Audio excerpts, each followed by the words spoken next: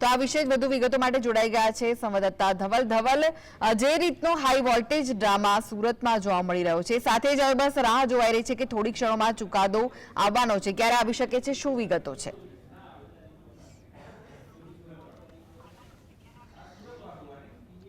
જી ચોક્કસથી વાત કરવામાં તો સુરતનો જે હાઈ વોલ્ટેજ ડ્રામા જે ગઈકાલ બપોરથી શરૂ થયો હતો, સુરતના જે કોંગ્રેસના લોકસભાના ઉમેદવાર છે નિલેશ કુંભાણી, તેના ટેકેદારો દ્વારા જે સહી હતી તે ખોટી કરવામાં આવી હતી અને જે બાદમાં એફિડેવિટ આપવામાં આવ્યું હતું, તે તમામ વિવાદ છે તે હજુ પૂરો થવાનું નામ નથી લેતો. હજી સુધી તેનું જે ઓફિશિયલ સ્ટેટમેન્ટ જે ચૂંટણી અધિકારીને કલેક્ટર કહેવાય તેમના તરફથી આપવામાં નથી આવ્યું કે ફોર્મ રદ કરવામાં આવ્યું છે કે નહીં. એટલે જે પ્રમાણે અત્યારે ડ્રામા જોવા મળી રહ્યો છે તેની જે સીધી વાતચીત કરીશું કોંગ્રેસના મુખ્ય પ્રવક્તા મનીષ દોશી સાથે. મનીષભાઈ, સુરતમાં જે ગઈકાલનો હાઈ વોલ્ટેજ ડ્રામા શરૂ થયો છે ફોર્મને લઈને, આગામી કોંગ્રેસની રણનીતિ શું રહેશે જો ફોર્મ માન્ય ગણાય છે કે ફોર્મ રદ થાય છે? તો લોકસભાના સુરત વિસ્તારના અમારા કોંગ્રેસ પક્ષના ઉમેદવાર નિલેશભાઈ કુંભાણીના ફોર્મ અંગે જે રીતની ચકાસણી દરમિયાન વાંધા લઈને એમના ટેકેદારો જે હતા ફોર્મમાં, એ ટેકેદારોએ પોતે સહી નથી કરી, તેવો વાંધો ઊભો કરવામાં આવ્યો હતો. કાનૂની તમામ પાસાની રજૂઆત કરવામાં આવી. મૂળભૂત રીતે આખી વ્યવસ્થામાં સ્પષ્ટ દેખાય છે કે આ સમગ્ર ફોર્મની ચકાસણી પહેલાં કોના ક્યાં ટેકેદાર છે એની સંપૂર્ણ વિગત મેળવનારા લોકો કોણ હતા, કલેક્ટર ઓફિસમાંથી કઈ રીતે એની સંપૂર્ણ વિગતો મેળવવામાં આવી, એની એફિડેવિટ કરવામાં આવે છે. તો એફિડેવિટમાં પણ તમે જોતા હશો કે એક જ જગ્યાએથી સ્ટેમ્પ ખરીદવામાં આવ્યા છે, એક જ જગ્યાએ પ્રિન્ટ થઈ છે, એક જ જગ્યાએ એની નોટરાઇઝ થયું છે. એટલે આખી કાવતરાની સંપૂર્ણપણે પ્રથમ દ્રષ્ટિએ જ કાવતરું દેખાય છે.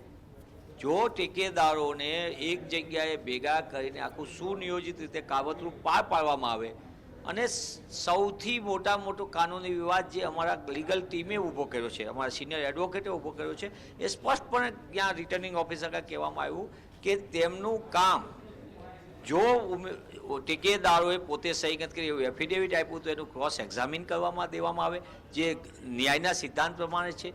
સાથે સાથે એ ટેકેદારોને પોતે અમે ક્રોસ એક્ઝામિન કરતા હોય ત્યારે એની સિગ્નેચરની ખરાઈની કોઈ બાબતની વ્યવસ્થા નહીં, એફિડેવિટમાં સહી છે અને ફોર્મની સહી છે અને શું છે.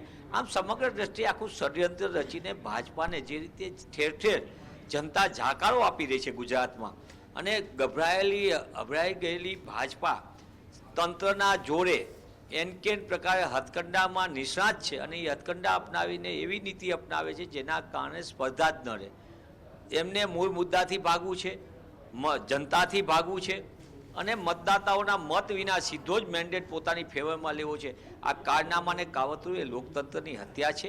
અમે કાનૂની તમામ પાસાનો અભ્યાસ કરી રહ્યા છીએ.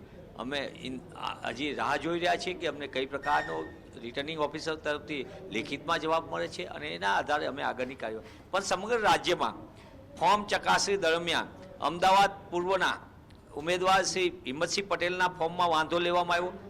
એમાં વાંધો લેતી સમયે કોંગ્રેસ પક્ષ તરફથી જે ઉમેદવાર તરફથી એક જ વ્યક્તિને અમારી ટીમને, અમારી કાનૂની ટીમને અંદર લઈ જવા દેવામાં આવી અને સામેથી સત્તાધારી પક્ષ ભાજપાના 7 જણાની આખી ટીમને અંદર રહેવા દેવામાં આવી છે. આ શું રિટર્નિંગ ઓફિસર માટે માત્ર કોંગ્રેસ માટે નિયમો ઘડવામાં આવે છે? તે જ રીતે અમારે પંચમહાલના ઉમેદવાર સામે વાંધો લઈને એનકેન પ્રકારે કઈ રીતે એમને નુકસાની થાય, કઈ રીતે એમનો ફોર્મને અટકાવવામાં આવે એની પૂરતો પ્રયત્ન કરવામાં આવ્યો. અમરેલીની અંદર પણ અમારા લોકપ્રિય ઉમેદવાર જેનીબેન ઠુમરના ફોર્મ સામે જે વાંધો ઉભાયો, જે વાંધો કોઈ ટકી ન શકે એવો હોવા છતાં પણ આખું કાવતરું કરવામાં આવ્યું. ભાવનગરની અંદર ઇન્ડિયા ગઠબંધનના ઉમેદવાર સામે કરવામાં આવ્યું. આ જ રીતે અન્ય જગ્યાએ દાહોદ અને બીજી જગ્યાએ પણ વાંધો ઊભો કરવામાં આવ્યો. વાંધા ઊભા કરીને એક તરફ કોંગ્રેસના ઉમેદવારને નુકસાન પહોંચાડવાનું, બીજી તરફ ખેડાના ઉમેદવાર ભાજપાના એની સામે જ્યારે કોંગ્રેસ પક્ષના અન્ય લોકોએ વાંધો લીધો એની સામે સત્તાવાર પુરાવા આપ્યા જે નિયમની સંપૂર્ણપણે ટકી શકે એવા એ વાંધાને સાંભળ્યા વિના એકતરફી રીતે નિર્ણય કરીને ફોર્મ માન્ય કરવામાં આવ્યું. રાજકોટની અંદર રિટર્નિંગ ઓફિસર કીધેલું 300નો સ્ટેમ્પ પેપર ઉપર સોગંદનામું જોઈએ, પણ પુરુષોત્તમ રૂપાલાના સોગંદનામું 50 રૂપિયા ઉપર એનો વાંધો લેવામાં આવ્યો. વાંધો ગ્રાહ્ય કર્યા સાંભળ્યા વિના જ રિટર્નિંગ ઓફિસર એકતરફી નિર્ણય કરીને ફોર્મ માન્ય કરી દીધું.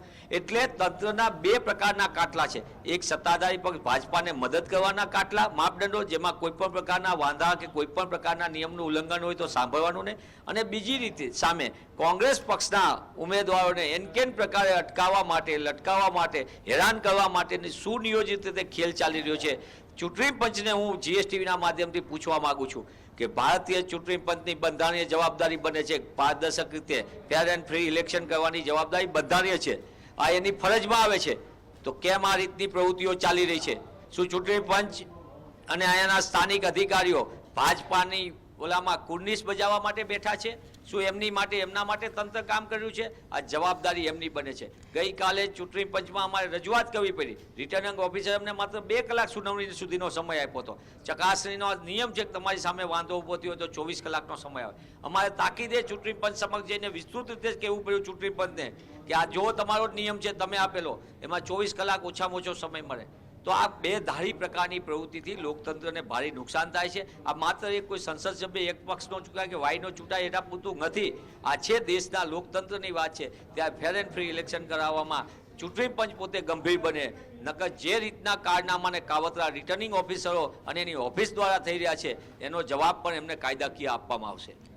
ચોક્કસથી આ હતા કોંગ્રેસના મુખ્ય પ્રવક્તા મનીષભાઈ જોશી. તેમણે કીધું કે જે પ્રમાણે એક પ્રકારનું જે આ કાવતરું છે તે કાવતરું રચવામાં આવી રહ્યું છે અને ભાજપ દ્વારા જે ઉમેદવારોના ફોર્મ રદ થાય તે માટે હથકંડા પણ કરવામાં આવી રહ્યા છે. જી જી, આભાર સમગ્ર માહિતી આપવા.